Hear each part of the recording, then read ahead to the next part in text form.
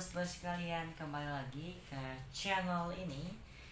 Channel yang membahas terkait dengan koleksi cerita horor yang akan aku sampaikan. Sebel banget dah. Sebenarnya tadi itu udah ke video, tau gak? Apa yang paling males? Kita udah tag selama 20 menit. Ini udah serak nih. Tau gak kenapa? Nggak ke video, malah habis memorinya. Yuk teman-teman, aku masih pakai HP Android, dibantu yuk untuk meramaikan channel ini yuk. Aduh, yuk nggak apa-apa lah, kita langsung mulai aja ceritanya. Untuk kali ini dikirim oleh teman kita yang bernama Rifan. Halo Rifan, dari kota Manggarai, bukan Jakarta ya, tapi Flores NTT, Nusa Tenggara Timur. Siapa sajakah beliau yang akan kejadian di cerita kali ini? Sekitar ada cukup banyak sih yang akan muncul, tapi yang munculnya hanya orang inti itu beberapa orang saja gitu lah ya. Nah, siapa yang terlibat? Bernama Ada Nardi, abangnya Rifan, Dedi, Chandra, abangnya Dedi, Erik dan Lodo, dan tentunya sama Rifannya juga, dan mereka bersama dengan 4 tetangga lainnya kayak gitu.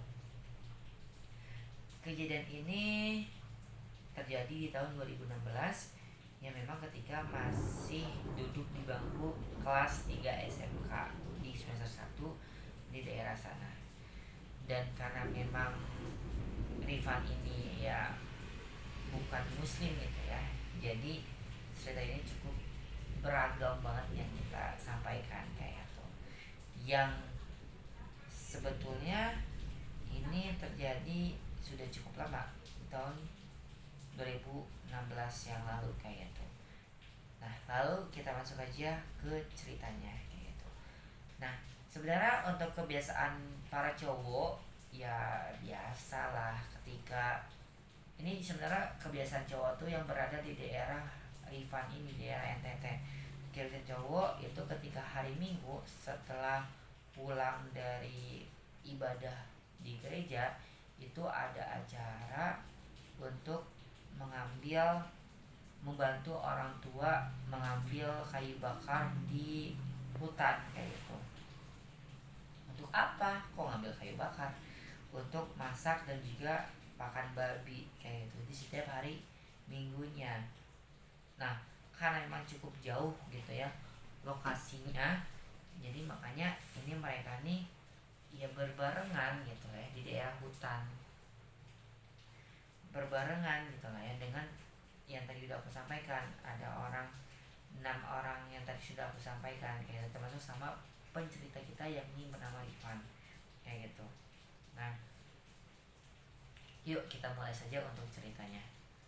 Oh, sebelum kita cerita, sebenarnya di sini Rifan nih menyampaikan gitu lah ya aturan ketika ada di hutan. Kenapa ada aturan gitu lah ya? Karena harus ditaati, ada 2 aturan yang harus ditaati. Yang pertama itu ketika nanti berada di sebuah hutan itu harus formasi barisnya ini berurutan kayak itu, jangan ada yang bisa. Dan aturan yang kedua ini ketika berada di sebuah hutan ini gak perlu teriak ataupun memanggil nama teman sendiri kayak gitu, karena ini berisiko dan membahayakan ya. Sebenarnya ini udah ada pantangan ya atau aturannya kayak gitu. Oke, itu ya 2 hal tuh, kita nanti akan bicara tentang hal tersebut yang tentunya pasti teman-teman sudah mikir apakah dilanggar. Ya betul, dilanggar kayak gitu. Nah, gimana ceritanya? Sebenarnya untuk kronologinya itu ketika Rifan ini masih di setiap hari Minggu kan biasa lah ya mereka ada ibadah di gereja gitu setiap hari Minggunya. Nah, pulang dari gereja sarapan dulu sebentar karena lapar lah ya. Nah, lalu karena memang janjiannya ini di Gapura kampungnya, akhirnya ya kesana lah Rifan dan juga Abang Nadi, karena memang Rifan ini barengan gitu lah dengan Bang Nadi. Akhirnya mereka pergilah di sana kayak gitu dan ketemuan dengan teman-teman yang lainnya kayak gitu. Dan ketika berteman ya dengan ceria gitu, halo, yuk kita ke sana yuk, karena memang udah biasa sih sebetulnya bagi adat kebiasaan yang ada di sana gitu lah ya. Ya memang setiap pekan minggunya tuh ya mereka rutin lakukan setiap harinya di hari Minggu kayak gitu, sepulang dari mereka ibadah dari gereja kayak gitu. Nah, lalu berangkatlah mereka menggunakan mobil di sana. Berangkat beberapa jam kemudian itu sampailah di desa A yang memang tempat tersebut ada banyak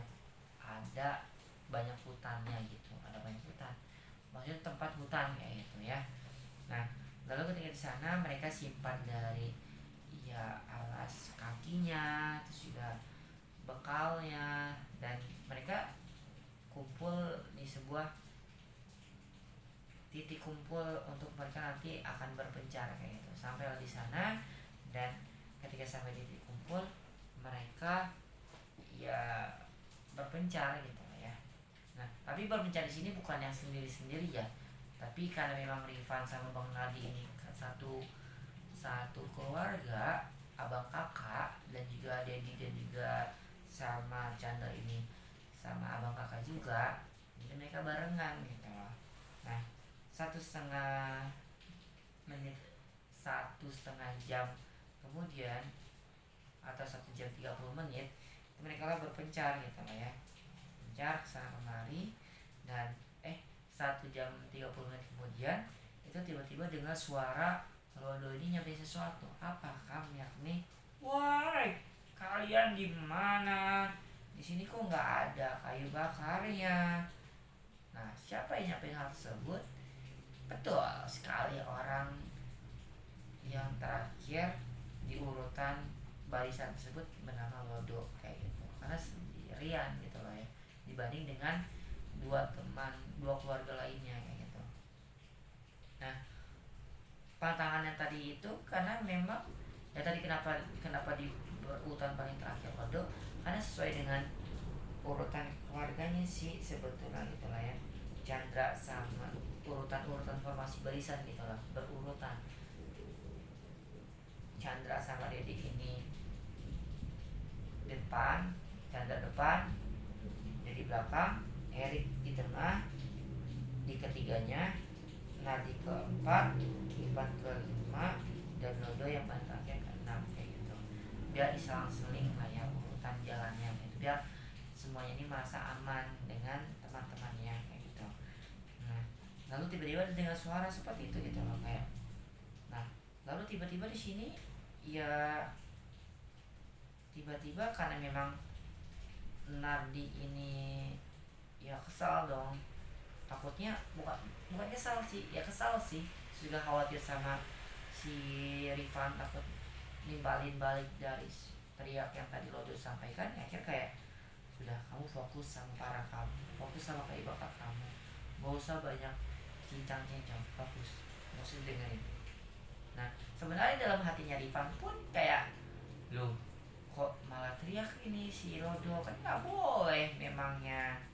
Nah, udah di sana ya menghiraukan gitu loh, semoga baik-baik aja gitu loh dalam hati dari si Rifan tersebut gitu. Nah, ada kali 5 menit kemudian gitu loh, ada yang nyautin lagi kayak, ada di sini banyak kayu bakarnya, sok kesini kamu. Kok sok mah bahasa Sunda ya, sini buru.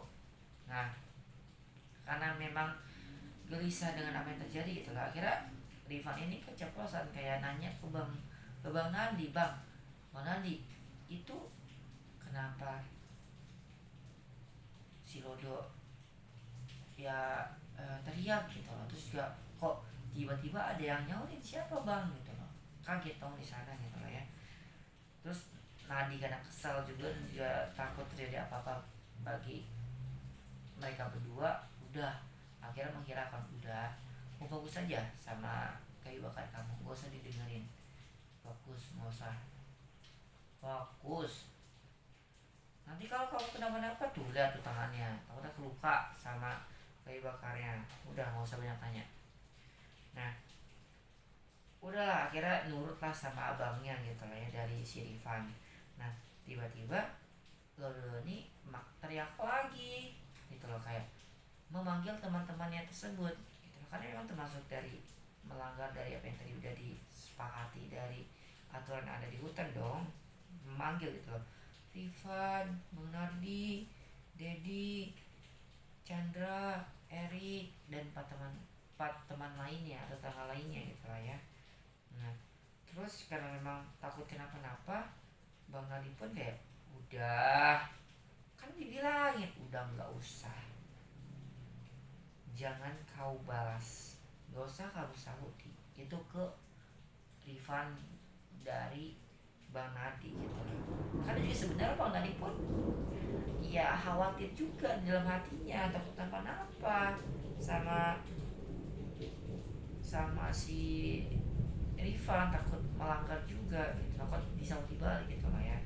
Ya karena nurut gitu lah ya, cuma udah marah juga Bang Nadinya, udahlah akhirnya diikutilah apa yang disampaikan oleh Bang Nadi kayak gitu.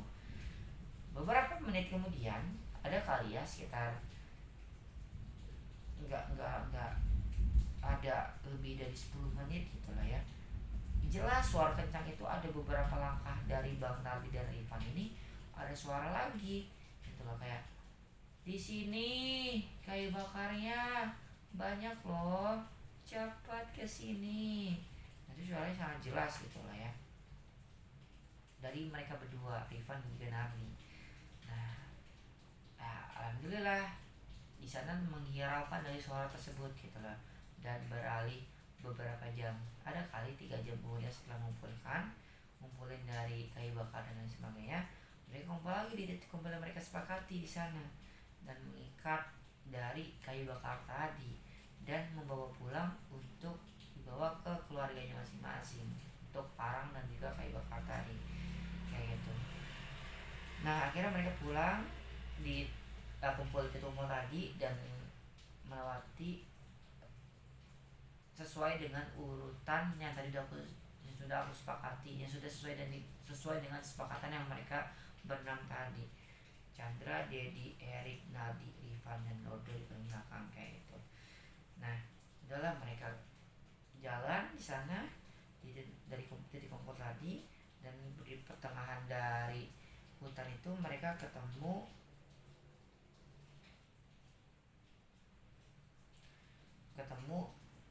sungai. Memang biasanya mereka juga ya ketemu sungai tadi, sungai yang biasanya mereka dan hampiri gitu lah ya. Untuk apa? Untuk mereka ini mandi gitu, untuk mereka mandi sambil dengan istirahat. Dan memang itu di kanan kiri itu ada jembatan bambu yang ya di sana itu ada pohon besar gitu. Memang sebenarnya mereka itu ya di sana tuh nggak merasa apa-apa, karena memang udah terbiasa juga kalau di sana, nggak merasa merinding atau apa, karena udah biasa juga di pohon besar. Memang ini ada lewat jembatan bambu tadi gitu lah.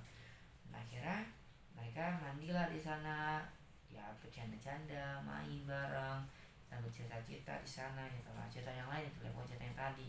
Dan mereka nggak, ya mereka berdua Bang Nadi sama Rifan pun nggak menyampaikan apa yang tadi mereka rasakan di sana gitu lah ya, menghiraukan di sana gitu loh.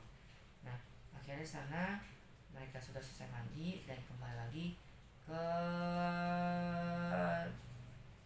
parkiran tempat mereka tadi di awal mereka berkumpul kayak gitu, sesuai dengan urutan tadi ketika jalannya lagi tentunya ya. Nah kita beralih ketika sore menjelang malam atau jam 6 sore, itu tiba-tiba mamanya Rifan dan Andi, sebutlah Mama Citra ini, nyampein sesuatu. Nah ini ada Mama Gin atau Tante Gin ke rumah gitu loh. Loh, dalam hati Nabi sama Rifan, loh kenapa Tante Gin kesini gitu loh ya, bukan udah balik Lodonya. Nah tiba-tiba belum lama nanya kepada Tante Gin, Mama Gin ini nyamain sesuatu gitu loh, kayak, nah kok Lodo belum pulang ya, di mana, bukannya tadi bareng kalian. Nah betapa syok dan kagetnya Rifan dan Nadi, lah tadi kan udah pulang tante, tadi kita pulang tuh di gapura kampung tuh udah pencar masing-masing ke rumah masing-masing. Kan tadi kan ketika di sungai pun sebenarnya aku sama Lodo pun itu ikut ikut bercanda bareng, ikut ngobrol bareng, nggak terjadi hal-hal yang aneh di sana gitu ya. Sudahlah, ya mau nggak mau akhirnya carilah malam hari itu juga dicari di segala sisi di kampung tersebut. Karena memang tadi ketika mereka teman tuh di gapura kampung tadi berpisahnya gitu lah ya, berpisahnya di sana gitu lah. Carilah sekitar sana dan beberapa di sekitar kampung, bahkan sampai dengan keluar kampung mereka pun itu mereka tetap cari gitu, carilah. Dan apa hasilnya nihil gitu loh. Kita beralih sekitar jam 8 malam itu, ya akhirnya ketua adat dan juga 6 orang lainnya, ada Rifan, ada Nardi, ada Dedi Chandra, ada Erik, carilah. Dan ketua adat itu dan sama 4 orang tetangga lainnya itu cari ke hutan, mau gak mau akhirnya berangkat ke sana cari. Dan memang titiknya itu sampai dengan sungai tadi, kan memang mereka ini bersama sampai dengan maksudnya tuh ketika itu hanya dilakukan sampai sungai, kan memang mereka masih bersama itu ada di sana gitu loh ya, kayak gitu. Nah akhirnya di sana ya nggak ketemu sama sekali atau nihil gitu loh ya. Pulanglah ke rumahnya masing-masing dan cobalah untuk Tante Jin ini mencoba untuk ikhlas kepergian dari Tante Jin, dan mereka mengadakan sebuah, kalau orang muslim itu biasanya ada tahlilan gitu lah istilahnya. Tapi kalau orang ya Kristen atau ya berkaitan dengan acara adat kayak gitu yang ada di sana kayak gitu, atau ada selamatan kayak di sana atas kepergian atau kepulangan dari Lodo ini kayak gitu. Nah hari esoknya dari Senin dong ya, berarti hari Seninnya itu ya sebenarnya normal lagi di pagi harinya, siangnya tiba-tiba mencoba untuk ikhlas Tante Jin, tiba-tiba ada kemunculan Lodo di balik sebuah gapura yang ada di kampungnya tersebut gitu loh. Pulang gitu loh, bawa kayu bakar dan juga parangnya dan tersenyum lebar gitu loh kayak, dan merasa gak terjadi apa-apa gitu loh. Dan datang ke rumahnya, dan itu bikin geger dan bikin shock para tetangga dan juga termasuk Rifan dan Nardi dong, dan teman-teman yang lain yang tadi ikut rombongan tadi. Loh kok ada, kok bisa kamu ada gitu loh, dia sebenarnya hilang tuh 2 hari di sana kayak gitu. Nah akhirnya di sana ya mereka sebuah acara kumpul gitu, sebenarnya kumpul sih untuk ya tujuannya sebenarnya untuk tanya sih kepada Lodo gimana ceritanya kok bisa hilang gitu loh, dan gimana ceritanya dari awal sampai dengan akhir gitu loh. Dan memang akhirnya bisa diceritakan lah versi Rifan sama Nadi dan versinya Lodo ini juga gitu loh. Versinya Lodo bahwasanya memang ya versinya Rifan yang tadi aku sampaikan, versi Rifan Nadi yang tadi aku sampaikan. Kalau versinya Lodo ini ya memang ini ketika sampai di tadi titik kumpul itu masih masih Lodo yang mereka kenal gitu loh.